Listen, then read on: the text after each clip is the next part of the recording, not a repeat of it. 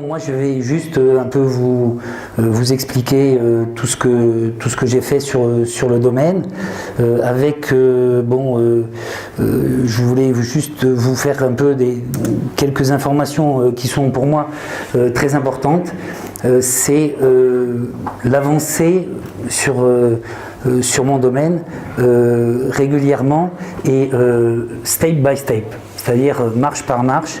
Et en fait, on se rend compte qu'au fur et à mesure qu'on gravit les marches, on se sert du savoir qu'on a acquis sur la première marche pour gravir la deuxième. Alors, il y a juste une chose pour moi qui est très importante, c'est que les marches soient en granit. C'est-à-dire qu'il ne s'agit pas quand on est à la 5e, on se casse la gueule et qu'on se retrouve en bas.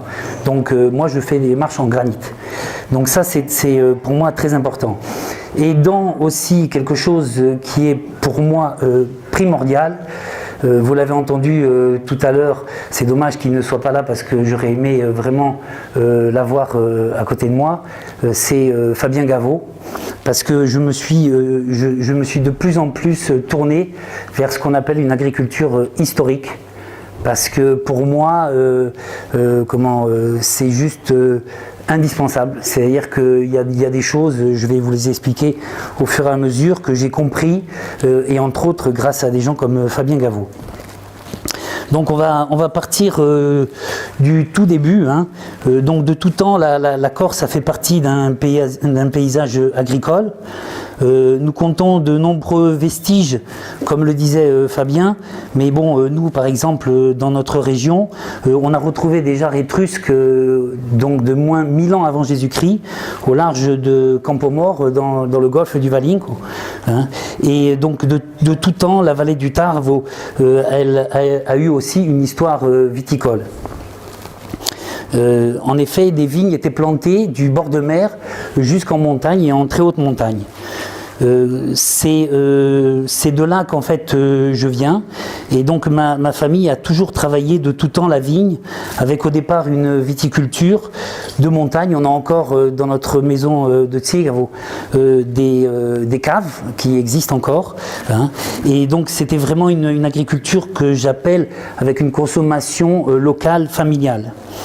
Ensuite, mon grand-père, lui, a commencé à planter dans les années 50 le domaine donc, dans la région de Casals-la-Brive, et qui a été ensuite repris aussi par mon père à partir des années 60. Donc dans les années 60, il y a eu tout ce bouleversement en Corse avec l'arrivée des pieds noirs, avec l'arrivée des nouvelles techniques, avec la modernisation, avec la mécanisation. Donc forcément, il y a eu quand même, on va dire, une envolée des plantations, et mon père aussi en a fait partie. Donc il a replanté encore il a replanté des vignes qui étaient au départ de 3-4 hectares. Lui a augmenté, il est monté jusqu'à à peu près 30 hectares. Mais en même temps, il a commencé aussi un travail en parallèle sur la recherche des vieux cépages. Alors à l'époque, il était donc président de la Chambre d'agriculture, et avec la collaboration de M. Mill et de M. Henrich, les ingénieurs qu'il avait avec lui, il a entrepris tout d'abord un travail de recensement des cépages en allant un peu partout dans les différentes régions, les micro-régions de Corse, et par la suite, donc avec toutes ces informations qu'ils avaient, ils ont créé la collection ampélographique avec 17 cépages corses que j'ai encore d'ailleurs sur le domaine. Donc cette collection, c'est très important.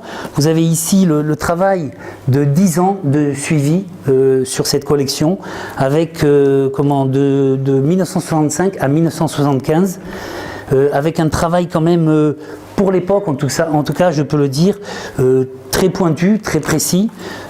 C'est vraiment pour moi quelque chose de très important. Et donc à partir de ces travaux, donc il y a eu cette publication.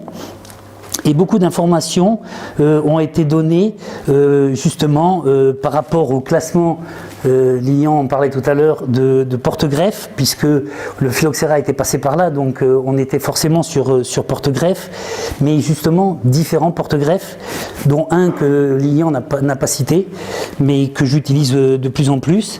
Et ensuite, il y a eu aussi tout un tas d'informations avec des tableaux comparatifs sur les rendements, sur les degrés sucre, les degrés alcool, et à la fin, une création de fiches ampélographiques pour tous les cépages corses, avec des informations qui pour moi aujourd'hui sont primordiales. C'est les caractères phénologiques, les résistances aux maladies et les valeurs technologiques de nos vins. Donc ce travail et ce recueil qu'a fait à l'époque mon père avec la Chambre d'agriculture est pour moi la Bible des cépages corses. Donc mon père malheureusement est décédé en 76, donc vous voyez juste après tout ce travail, hein. Et bon, moi j'ai repris en fait le domaine que en 1992. Donc il y a eu une période un peu de flottement durant ces années. Et pour moi, même dès 92, ça a été quand même très compliqué, parce que bon, vous savez, quand vous n'avez pas beaucoup de moyens, pas beaucoup de matériel, bon, je dis souvent, j'étais un mauvais conventionnel. Mais petit à petit, il m'est apparu évident de me tourner vers une autre agriculture, une agriculture plus responsable, hein. Donc, durant 8 ans, j'ai consacré principalement mon travail à la remise en état du vignoble, avec à l'époque, et je le regrette un peu, de la restructuration, c'était aussi se protéger des animaux, parce que nous en Corse ici, moi j'habite dans une zone où il y a très peu de végétation, très peu d'agriculture, donc il faut se protéger des sangliers, donc les clôtures, hein. Et puis ensuite ce que j'ai fait en parallèle, et je les en remercie, les enfants de Guy Depoix qui sont là, Guy Depoix qui m'a beaucoup soutenu avec le domaine Peraldi, qui m'a permis de créer ma première cuvée, mon premier vin, et qui m'a suivi comme ça pendant 10 ans, qui m'a permis de me faire reconnaître au niveau du vin, puisque moi j'avais choisi de me plonger vraiment et de me consacrer sur la partie vraiment agricole. Alors ensuite, bon, il y a justement ce qui est nous retient aujourd'hui tous ici, c'est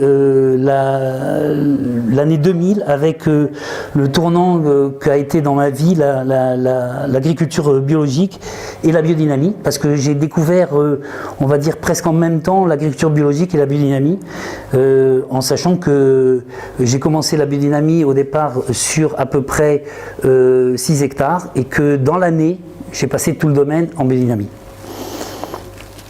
Alors donc, j'ai eu plusieurs rencontres en fait avec la biodynamie.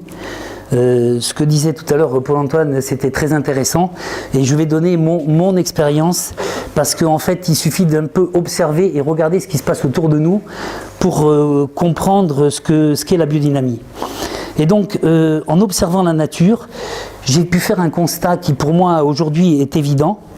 C'est qu'il y a des plantes qui poussent naturellement, on en a plein autour de chez nous, la myrte, l'arbouse, la figue de Barbarie, qui sont des plantes qui produisent en quantité, de qualité, qui n'ont jamais de problème de maladie, qui n'ont jamais de problème de stress hydrique.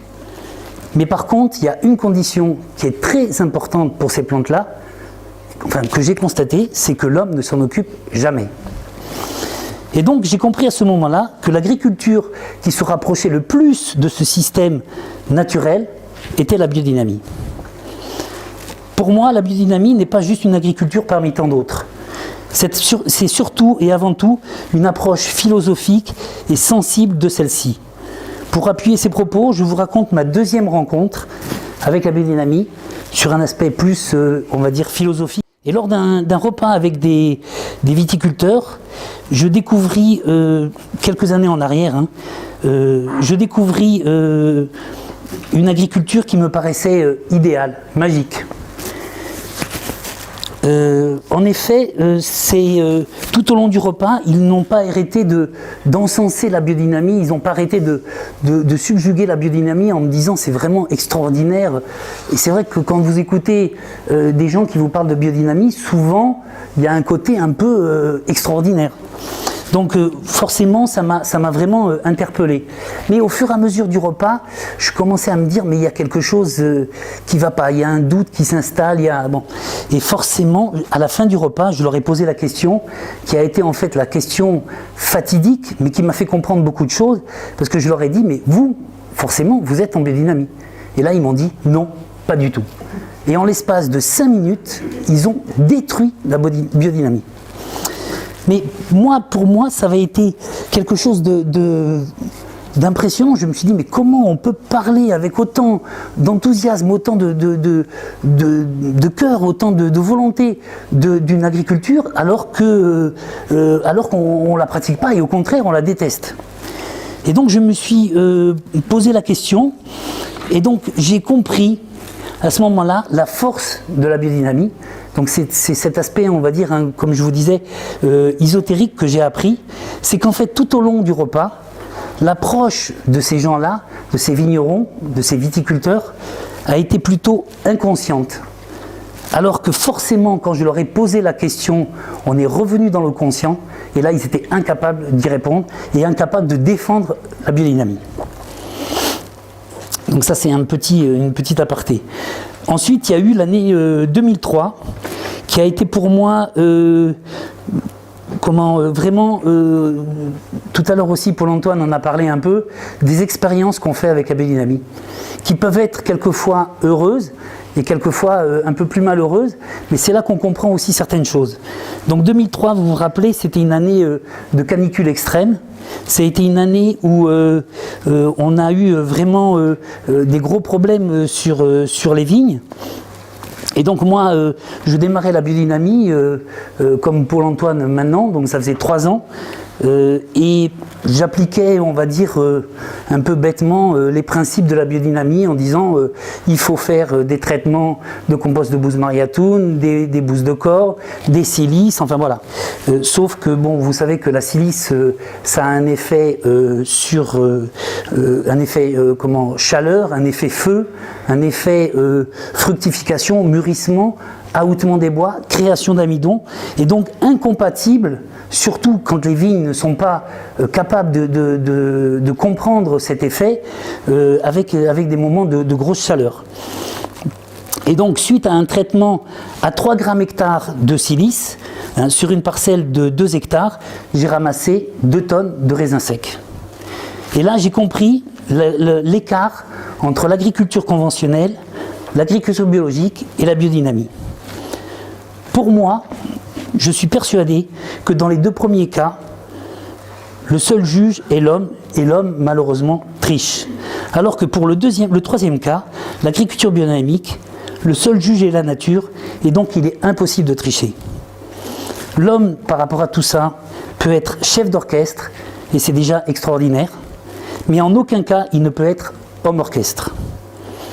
L'agriculture, pour moi, est une adaptation de la nature. Je pense que c'est vraiment ce qui est au centre de tout ça. Et c'est une adaptation de la nature pour l'homme et non pas par l'homme. Cette année-là également, j'ai pris un nouveau départ avec j'ai arrêté la collaboration avec le domaine Péral puisque j'ai commencé à faire ma cave et donc forcément toutes ces années m'ont permis d'avoir déjà ce bénéfice de 10 ans d'ancienneté avec déjà ma marque et du coup j'ai pu prendre mon envol aussi avec ma cave.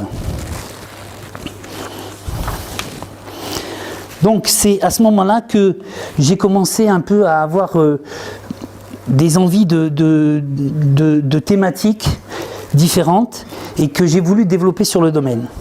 Alors d'abord j'ai commencé, comme je vous en ai un peu parlé au début, à pratiquer une agriculture que j'appelle historique, avec des cépages traditionnels, une viticulture ancestrale, avec de la traction animale et un lien indéfectible avec la nature.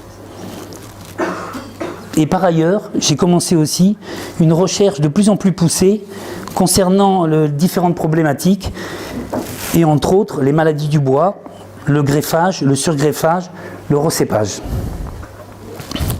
Alors, par pratique historique, j'entends mettre de côté, sans toutefois les abandonner, beaucoup d'informations techniques et scientifiques transmises tout au long du XXe siècle, où nous avons vu tous les excès de l'homme par rapport à la nature. Bien entendu, je ne parle pas des principes de la biodynamie qui ont été aussi donnés au XXe siècle par Steiner, mais ça c'est encore autre chose. Et donc je me suis consacré à apprendre l'agriculture que pratiquaient nos anciens. Parce que bon, vous savez qu'en Corse, ça fait très longtemps qu'on pratique de l'agriculture et de la viticulture, et donc ça m'a vraiment intéressé. Et nos anciens, en fait, travaillaient beaucoup sur la base d'observation de la nature et des astres. Selon moi, à l'heure d'aujourd'hui, il est primordial de consulter notre histoire agricole. Et Dieu sait que nous en avons. La preuve, c'est que Fabien Gaveau fait beaucoup de recherches et a beaucoup d'informations à nous transmettre, entre autres en Corse. Et ce travail-là nous permet, pour moi, d'avancer. Alors bien sûr, par rapport à ce côté historique, la pratique de la traction animale devient bien sûr évidente. En Corse, la traction animale a toujours été utilisée. Dans certaines régions, c'était plus les bœufs, dans d'autres, c'était les mulets. Bon, moi, j'ai choisi la traction animale avec des chevaux de trait qui n'étaient pas courants en Corse, mais bon, il faut évoluer. Mais ce que j'ai compris, c'est que avec ce travail, avec au départ en 2009 à peine 1 hectare, j'ai tout de suite compris que ça allait m'apporter autre chose. Je me suis rendu compte donc progressivement que le sol se transformait. D'un sol compact, dur et impénétrable, nous sommes parvenus à un sol aéré, léger et pratiquement labourable par n'importe quelle condition. Une bonne leçon à retenir de ce travail est qu'avec le cheval, on comprend que si par exemple le sol est trop dur, la charrue ne rentrera pas. Ou si également le sol est détrempé, le cheval aura du mal à tirer la charrue qui aura tendance à beaucoup plus s'enfoncer. Alors bien sûr tout ça lié au principe de la biodynamie, en choisissant les périodes idéales, on peut se rendre compte que comme par hasard, celles-ci correspondent au calendrier lunaire et est donc favorable à un bon labour. J'ai pu mettre en évidence également la rapidité et l'efficacité du travail au cheval par rapport au travail au tracteur. Je peux vous dire que j'ai fait des essais et la rapidité du cheval n'a rien à voir, surtout quand le cheval a travaillé déjà plusieurs années et que le sol s'ouvre très facilement. Ensuite, le troisième aspect aussi de l'animal, et pas des moindres, est bien sûr l'animal avec le végétal. Plusieurs personnes en ont parlé aussi tout à l'heure, mais cette symbiose, pour moi, est primordiale pour une agriculture durable qui, encore une fois, comme par hasard, était pratiquée par nos ancêtres. La polyculture élevage, c'est vraiment quelque chose que tout le monde pratiquait avant. Et bien sûr, sur le domaine, nous avons un troupeau de brebis à viande, des mérinos, qui sont en élevage extensif sur le domaine et avec suivi bien sûr en biodynamie.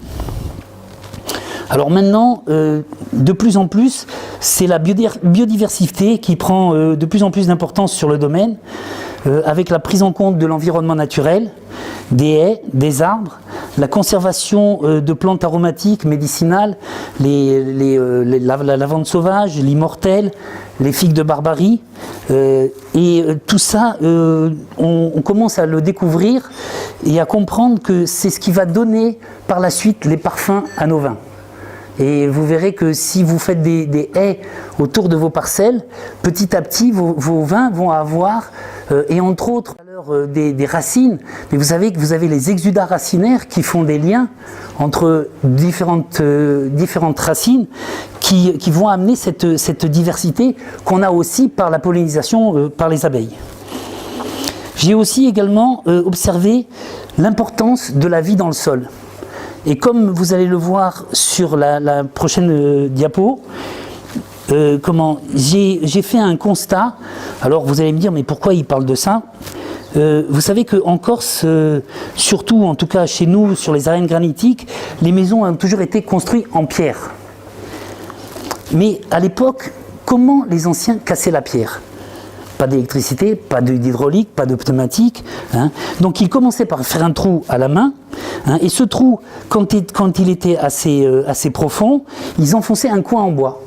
Et ce coin en bois, pendant l'été, quand il faisait très chaud, ils arrosaient. Et en fait, la dilatation du bois fracture le granit. Donc c'est une constatation. Il peut fracturer le granit sur quelquefois plusieurs mètres, parce que c'est comme ça qu'il cassait les grosses meules de pierre. Mais en fait, si on regarde dans la nature, si on remplace le bois par les racines, l'eau par la sève, et on se rend compte que dans un sol vivant, hein, et encore plus en biodynamie, mais vous avez les racines qui fracturent le granit et qui descendent. Là, c'est une prise de vue de la parcelle, juste au-dessous de la parcelle Montebianco, et vous allez comprendre pourquoi je vous montre ça. Donc ça, c'est pour moi quelque chose de très très intéressant, parce que je pense que avec cette diapo, on commence à comprendre aussi la problématique et peut-être les parades au réchauffement climatique et surtout à une alternative incontestable de l'irrigation. Alors, permettez-moi d'illustrer mes propos par ces deux photos que vous allez voir, montrant justement la parcelle Montebianco. Alors c'est une parcelle Montebianco parce que c'est une parcelle qui, quand je l'ai plantée en 92, j'ai arraché et replanté aussitôt. Je vous ai dit que pendant toutes ces années, j'ai fait beaucoup de restructuration, sauf que là, j'ai fait tout ce qu'il ne fallait pas faire. C'est-à-dire que j'ai arraché, replanté. J'ai tout défoncé avec une grosse charrue, donc j'ai retourné les hémisphères. Et vous voyez, 8 ans après, donc en 2000, quand j'ai commencé la biodynamie, vous voyez le sol. Hein, c'est à peu près au même endroit, vous voyez 20 ans après. Donc ça, c'est pour vous montrer vraiment la capacité de régénérescence des sols et de la vigne grâce à la biodynamie. Et c'est vraiment quelque chose. Et donc ce que vous avez vu tout à l'heure, c'est ce système racinaire. Ici, je suis persuadé que sous cette parcelle-là, j'ai une nappe phréatique éphémère et que régulièrement, la vigne, les racines ont fracturé le granit et que par capillarité, l'eau remonte. Parce que sur une parcelle comme ça, j'arrive à faire du 60 hecto-hectares, sans aucun apport. Alors, j'ai également découvert avec l'observation l'importance de la vie dans les sols. Et bien sûr, toujours animé par cette fameuse pensée historique, j'ai compris beaucoup de choses. Alors, donc maintenant je vais quand même un peu parler de ce qui a fait reconnaître notre travail et le domaine avec la naissance des cuvées collection. Donc c'est en 2006 que je me suis rendu compte de la richesse de tout ce travail qu'avait fait effectuer mon père et du potentiel des cépages corses. J'ai donc vinifié dès 2006 les premières cuvées collection en blanc, avec donc la cuvée du Général, Biancone, Riminese, Pagadebiti, Rossola Branding, Carcaiola Bianc et Vermentino, et la cuvée Diplomate, Bianco Gentil, Brustian, Genovese, Rossola Bianc et Vermentino. Vermentine étant commun aux deux, parce que j'ai voulu avoir un cépage de référence. Et donc, ce côté histoire, général, diplomate et par la suite ministre, en fait, c'est que j'ai voulu rendre hommage à mes ancêtres par rapport à ces cuvées, parce que s'ils n'avaient pas été là, je ne serais pas là pour vous en parler. Donc ça, c'était pour les blancs. Et ensuite, le rouge, c'est la cuvée ministre donc avec les 7 cépages, Morescola, Morescono, Aleatico, Carcaiolo-Nero, Montanac, Chacarel et Nieluch. Lui, ça a été en 2007, c'est la naissance de cette cuvée, et très vite j'ai eu une reconnaissance de ces vins, jusqu'à quand même une dégustation à l'aveugle au comité régional de l'INAO, où on m'a dit « Ah oui, c'est quand même extraordinaire ». Mais quand j'ai eu cette reconnaissance, vous avez compris que quand même les premières années de mon exploitation, de mon domaine, ont été assez compliquées. Et donc quand ça commence à marcher, vous vous dites, ben, ça serait bien si ça peut marcher encore mieux. Donc je me suis dit, bon, il faudrait bien que je replante ces vieux cépages. Mais je me suis quand même posé la question, et j'ai dit, tiens, je vais quand même faire une analyse des différents critères de qualité et qui me paraissent indispensables pour faire ces vins. Alors bien sûr, il y a le terroir, ça je l'avais, les cépages, j'avais quand même cette collection à disposition, donc c'était extraordinaire, les façons culturelles, avec bien sûr l'attraction animale, l'environnement climatique, ça bien sûr c'est quelque chose d'important, mais bon, on n'y peut pas grand chose, c'était un environnement par contre très favorable. Quelque chose d'évident pour moi depuis, c'est la biodynamie. Mais il y a quelque chose qui m'a interpellé et qui m'a dit, mais là il y a un vrai souci, c'est que je ne sais pas planter des vignes de 50 ans. Parce que pour moi, je me suis rendu compte qu'on ne fait pas les mêmes vins avec des vignes de 5 ans et des vignes de 50 ans. Et donc là, je me suis posé la question, mais comment je peux faire? Et donc je me suis intéressé à une technique que je n'ai pas du tout inventée, hein, qui a toujours existé, mais qui était à l'époque quand même beaucoup utilisée dans le monde entier, puisque les spécialistes sont les Mexicains. Ça a été le surgreffage. Parce que grâce au surgreffage, en fait, vous pouvez greffer un autre cépage sur une vigne existante. Et donc vous perdez juste une année à ce moment-là. Et donc j'ai commencé, alors que, on va dire, tout ce qui était surgreffage, j'avais même collaboré avec, je ne sais plus comment il s'appelait, qui avait une société de surgreffage et qui venait en Corse, on m'avait dit, bon, on fait du surgreffage sur des vignes 15 ans, 20 ans maximum. Mais là, je me suis dit, mais pourquoi pas plus vieille, pourquoi enfin, voilà. Et donc, moi, j'ai commencé à faire du surgreffage en 2009 sur des vignes de 30 ans, puis ensuite sur des vignes de 40 ans, 50 ans, et jusqu'à sur des vignes de 60 ans. Le surgreffage, par contre, pratiqué sur le domaine, à l'inverse de ce que disait Lilian tout à l'heure, c'est un surgreffage qui obligatoirement est en chip bud. Si vous faites du surgreffage en greffe en fente, c'est même pas la peine. Donc avec une seule année sacrifiée, comme je vous le disais, on a tout de suite de très bons résultats dès l'année suivante. Et la réussite fut plus que probante et m'a permis comme ça de recommencer et d'augmenter mes superficies avec des vieilles vignes, mais avec des vieux cépages. Aujourd'hui, j'ai 4 hectares de vieux Carignan, Cinsault et Grenache qui ont été tous surgreffés avec à leur place de vieilles vignes de cépages autochtones. Alors ensuite, comme je vous disais, step by step, de cette expérience est née une nouvelle approche de la vigne et du cep sur le domaine. Alors, après observation, j'ai décidé d'appliquer cette méthode, non pas au surgreffage, mais tout simplement au greffage. Là encore, je n'ai rien inventé, hein. C'est ce que l'on appelle du greffage sur jeune plan, sur plan américain. Donc en 2013, j'ai fait la première plantation de plants américains et ensuite j'ai choisi par contre le porte-greffe, comme je vous disais, par rapport au travail qu'avait fait mon père et par rapport à ce que j'ai eu comme observation et d'information aussi des anciens. Et donc j'ai utilisé, alors qu'on préconise en Corse le 110 Richter, le 99 Richter, le 108 Paulsen, enfin, moi j'ai choisi le Rupestris du Lot. Et donc dès 2016, les premières greffes démarrèrent avec de très bons résultats. Depuis, nous sommes à 3 hectares plantés en américain. 1 hectare à aujourd'hui qui est enraciné et qui va être greffé par la suite. Alors sur le même principe, et bien sûr toujours par rapport à ces observations de la vigne, il y a quelque chose qui m'a paru vraiment intéressant.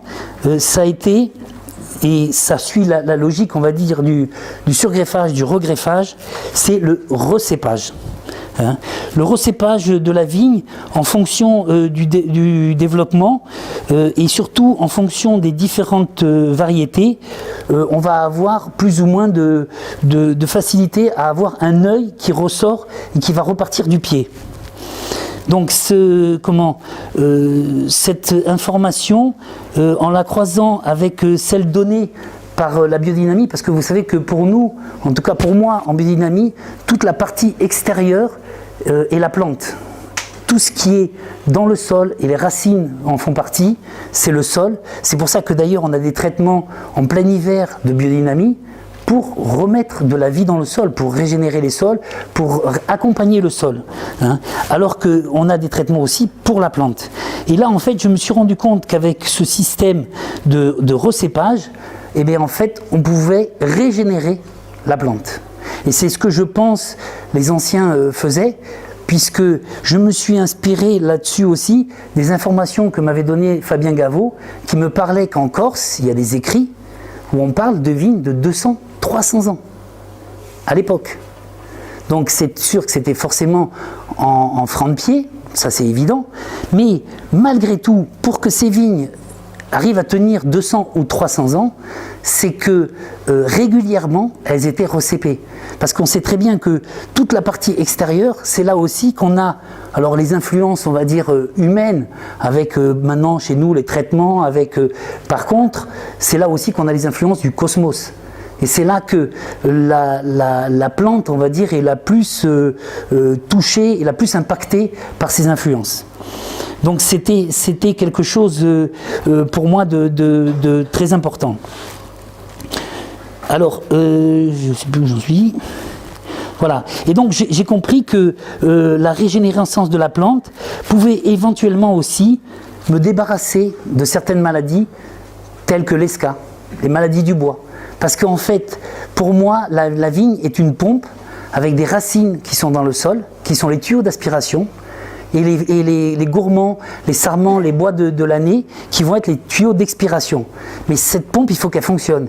Et vous comprenez, pour qu'elle fonctionne, il faut aussi qu'il y ait des racines. Parce que si vous n'avez pas de racines, la pompe, s'il n'y a pas de tuyau d'aspiration, elle ne peut pas fonctionner. Et donc, c'est quelque chose que j'avais déjà entamé à l'époque avec, entre autres, Gilles Salva qui est par là, du Centre de recherche viticole de Corse, avec une expérimentation qu'on a fait pendant 15 ans sur une parcelle expérimentale avec un suivi sur ces fameuses maladies du bois et surtout sur l'ESCA. Et donc après 15 ans, c'est pas moi qui le dis, c'est les résultats, nous avons eu des résultats extraordinaires.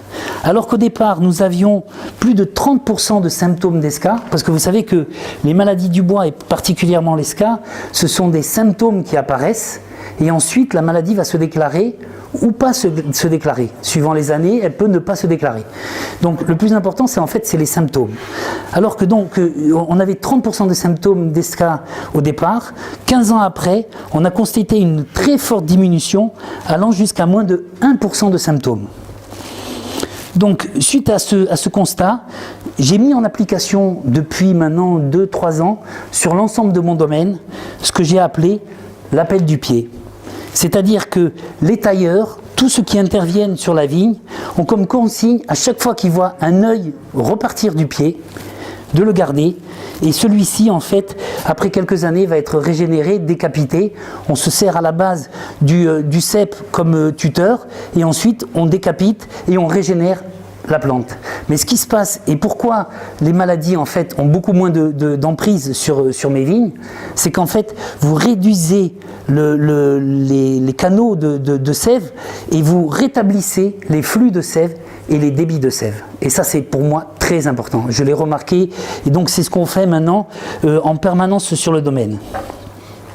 Alors de tout ça, j'en ai fait quand même une petite synthèse, et je me suis poser quelques questions qui, je pense, tout le monde dans le monde agricole devrait se poser.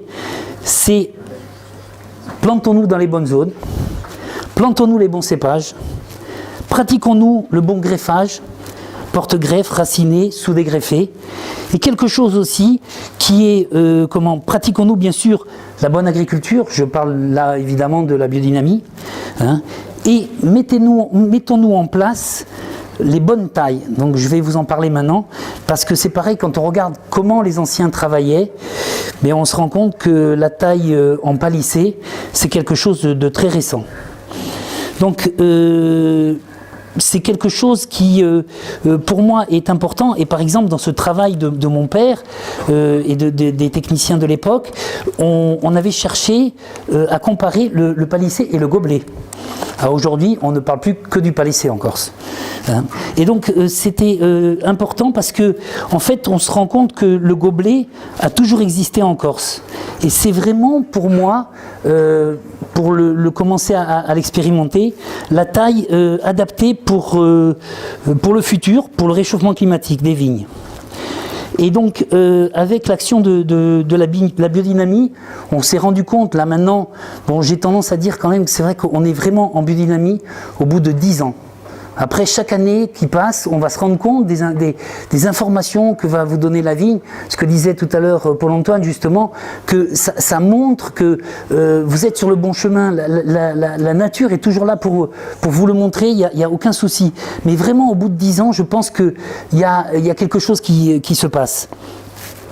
Et donc, avec donc l'action de la biodynamie, donc les racines, comme je vous ai montré, plongent de plus en plus en profondeur. Donc la vigne est beaucoup moins impactée par le réchauffement climatique, par la chaleur. Par contre, ce qui pose un vrai problème, et nous on le voit bien dans le sud de la Corse ou dans les zones plutôt granitiques, où un des cépages maîtres c'est le chacarello, hein, on a un vrai problème du soleil sur les grappes. Et vous savez, quand on est sur la plage et qu'il fait très chaud, parce que vous avez les rayons du soleil qui tapent, qu'est-ce que vous faites ? Vous mettez un parasol. Et bien pour moi, le gobelet est en fait le parasol de la vigne. Et c'est vraiment quand le soleil est au zénith qu'il est le plus chaud, qu'il est le plus fort. Et donc le gobelet avec son feuillage en parasol est pour moi la bonne alternative pour l'avenir. Alors maintenant, je vais vous parler des dernières expériences que nous faisons sur le domaine. Toujours pareil, avec l'information et avec la relation que j'ai très étroite avec Fabien Gaveau, c'est que en Corse, comme je vous ai dit, la vigne a toujours existé. C'est un fruit, c'est une boisson énergisante, c'est transformé, c'est de l'eau de vie, c'est de la pâtisserie, c'est énormément de choses.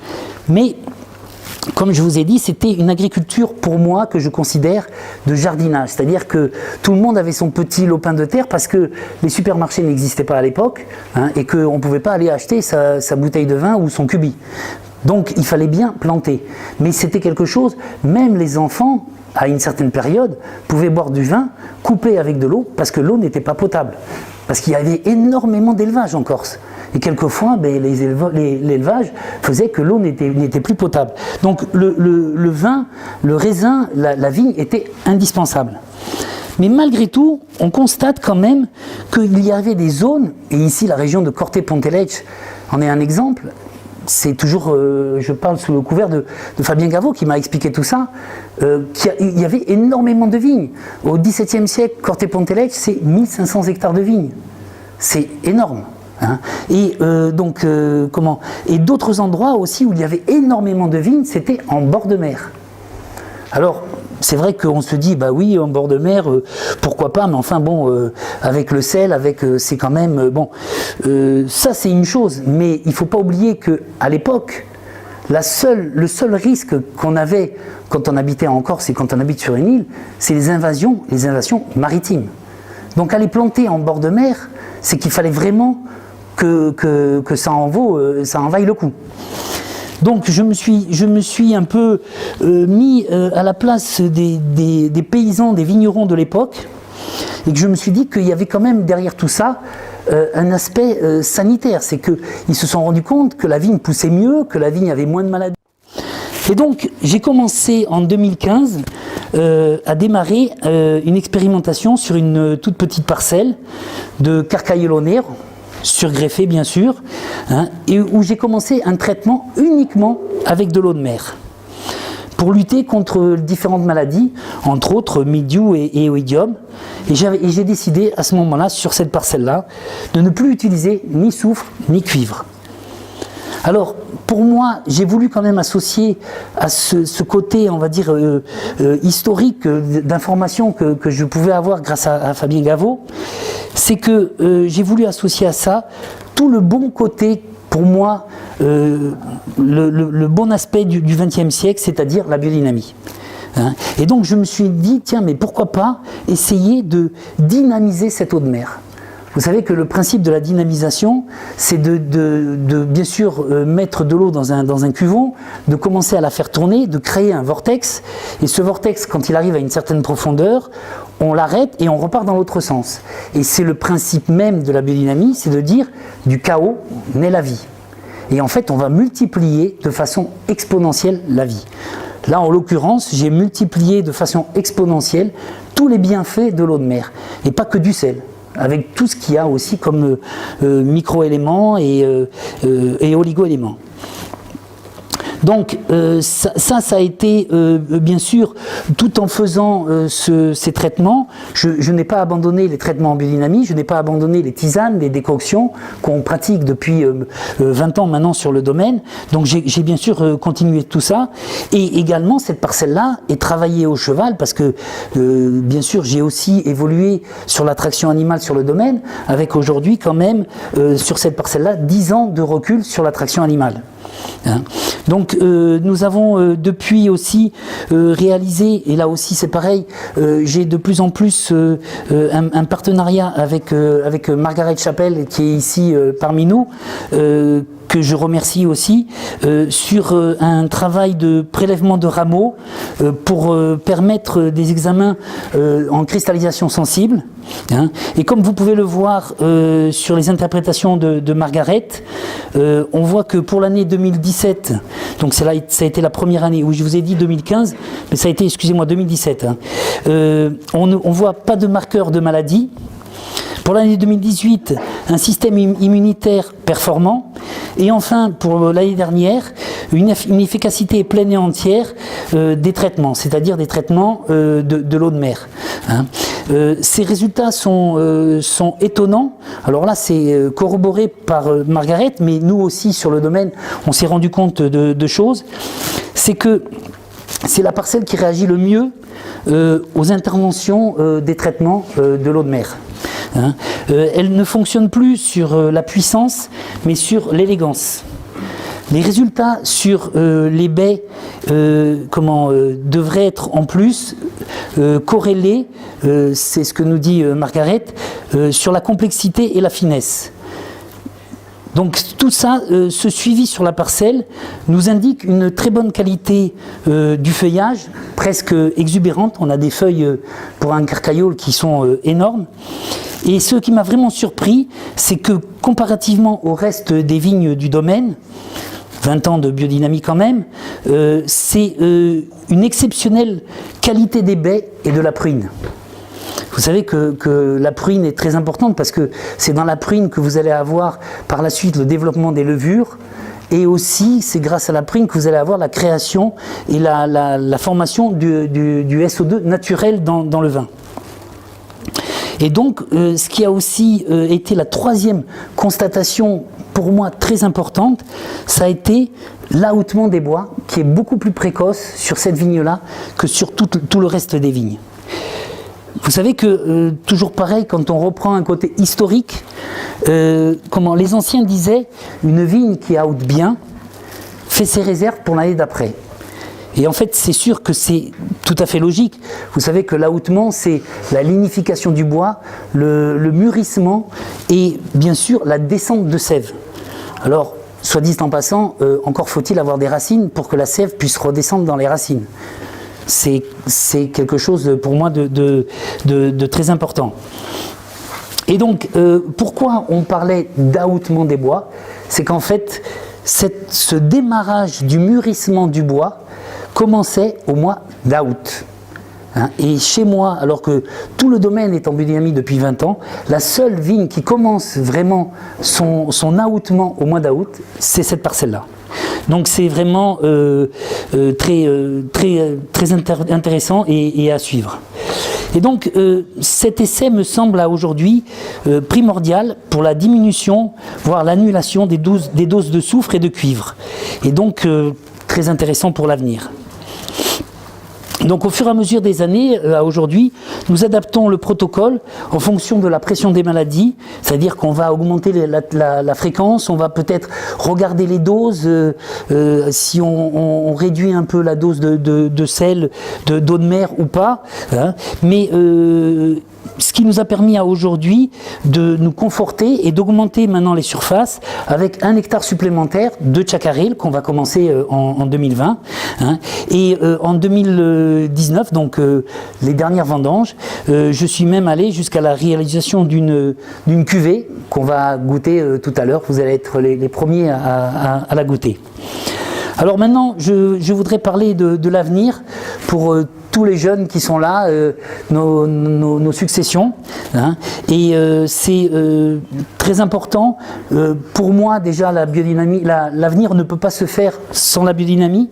Ça, c'est quelque chose d'évident. Hein, mais je pense qu'il faut aller encore plus loin.